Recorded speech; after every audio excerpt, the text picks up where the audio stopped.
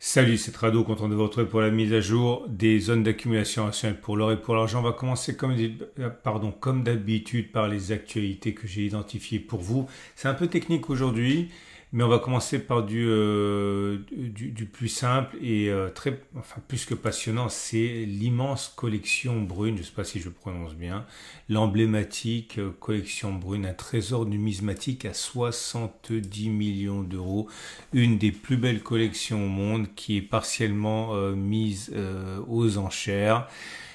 Cet article que vous retrouvez sur le site L'Or et l'Argent évoque la saga de la constitution de cette immense collection de pièces que vous pourrez découvrir. Alors peut-être pas vous offrir, puisque cette pièce-là, qui est un petit peu le joyau ultime de la collection, est parti au double de ce qu'il avait été proposé au début, 1,2 million d'euros pour cette petite pièce qui était mise en vente à partir de 600 000 euros. Bon, bref, je vous laisse découvrir ça, c'est vraiment captivant. Deuxième article que j'ai trouvé pour vous, alors, pour le coup, c'est un peu moins glamour et c'est un peu plus complexe.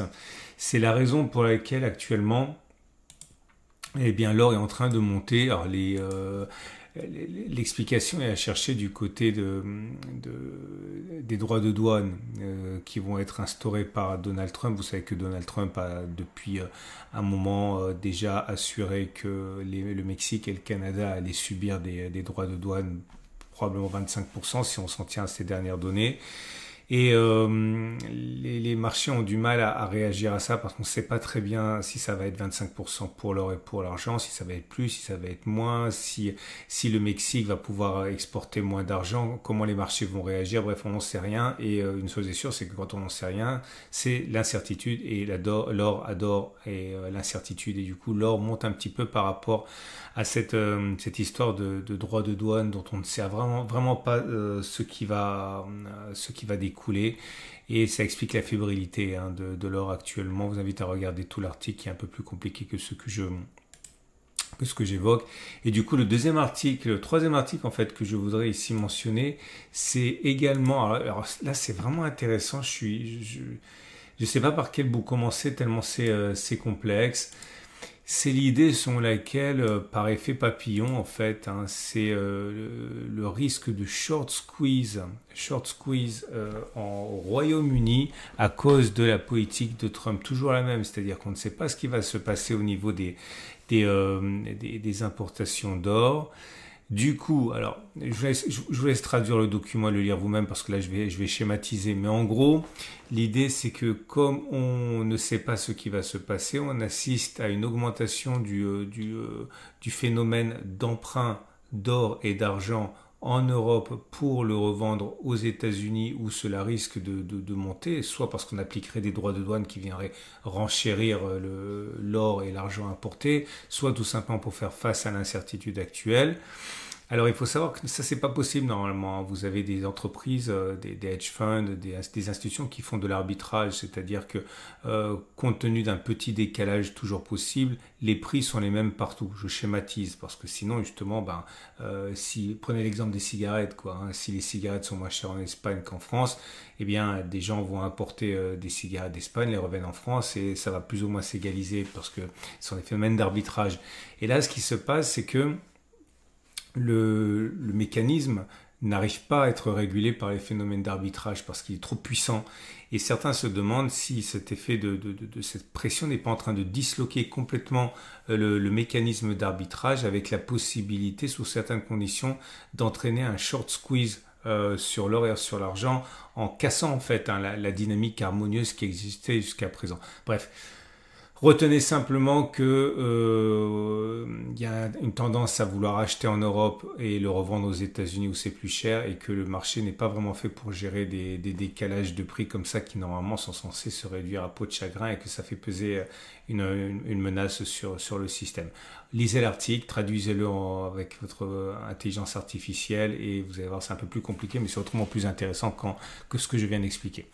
Je voudrais attirer votre attention si vous êtes nouveau sur Veracash. Alors pourquoi c'est intéressant Veracash éventuellement pour vous? Parce que si vous voulez vous lancer dans la détention d'or et si vous voulez utiliser cet or pour eh bien, dépenser de l'argent si vous le voulez, vous pouvez faire acheter en envoyant votre or cassé, vos vieux bijoux, vos pièces qui dorment dans un tiroir, bref, de l'or, quel que soit son état à Veracash. Veracash vous le rachète et vous met l'équivalent en Veracash sur votre compte et derrière vous avez une carte de paiement et vous pouvez utiliser cet or approvisionner avec votre or cassé, votre or déclassé, cet or dont vous ne voulez pas, et ça vous permet de mettre le pied dans ce circuit de l'or remonétisé en dehors du secteur bancaire. Bref, ça peut être une solution pour vous. Vous avez un lien juste en dessous de la vidéo pour accéder à ça.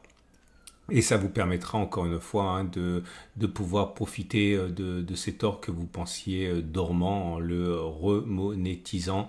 Et vous avez encore une fois un lien en dessous de la vidéo. On va passer maintenant aux zones d'accumulation rationnelle. Je vous rappelle que vous retrouvez tous les articles que j'ai mentionnés sur mon site. Vous avez un lien juste en dessous de la vidéo.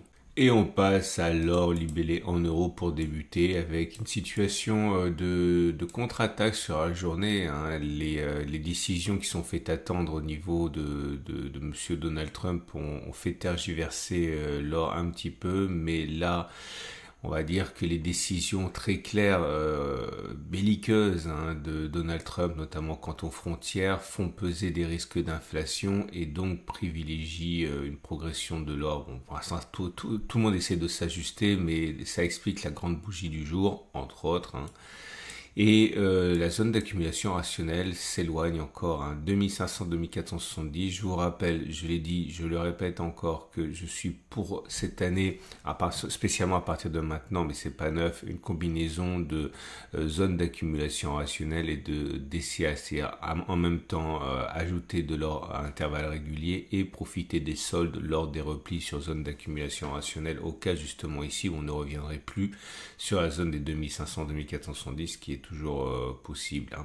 Donc, surtout que regardez, on a inscrit un nouveau record en début de semaine. C'était ici, c'était la séance de... Ah non, pardon, je dis des bêtises, c'était jeudi. Non, on n'est pas sur des records cette semaine, mais on l'a été la semaine dernière. La zone des 2607 est en train d'être reconquise une nouvelle fois. Bon, je ne sais pas si on va retourner sur les 2500, 2470, c'est ça que je suis en train de dire. La tendance de fond est haussière, la tendance de long terme est haussière et les bougies Aiki-Nashi sont plutôt neutres. Alors c'est pas mauvais, loin du tout, mais vous voyez le fait que ce soit des petits corps qui alternent le vert, le rouge avec des mèches hautes et des mèches basses, ça c'est de l'indécision. On est loin des grandes bougies vertes sans mèches basses par exemple qu'on a pu avoir avant. Donc je le répète encore une fois, indécision pour l'instant, c'est le sens de cette succession bougie rouge, bougie verte. Pour l'or libellé en dollars, c'est pas la même chose, parce que on a une belle bougie verte qui est très positive. La tendance de long terme, la tendance de fond sont haussières. Les bougies Aiki-Nashi, vous allez voir, c'est pas du tout la même chose parce que vous avez des bougies vertes. Alors, il y a une mèche haute un peu longue, j'ai envie de dire. C'est mieux quand les mèches hautes sont réduites et les corps sont plus grands en proportion. Mais bon, c'est sûrement pas baissier en tout cas et c'est pas de l'indécision. Vous avez une petite résistance qui a été cassée ici, ce qui est également de bon augure. Okay.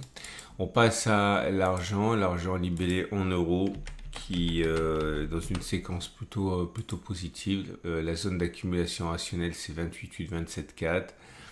On arrive à se maintenir au-dessus de la M50 après avoir passé plusieurs semaines en dessous, donc ça c'est positif. Tendance de long terme haussière, tendance de fond on va dire neutre à haussière. Zone d'accumulation, je le rappelle, 28,8, 27,4.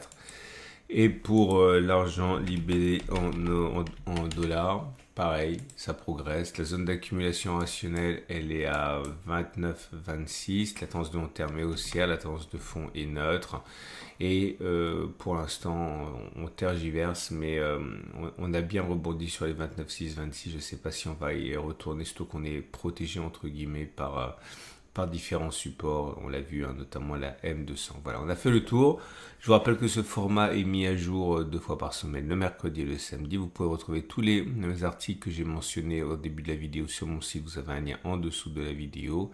Et mon partenaire Oka vous propose un cadeau de la Saint-Valentin originale avec une pièce gravée au nom de votre moitié. N'hésitez pas à vous y référer. Vous trouverez également ça sur le site Au Coffre.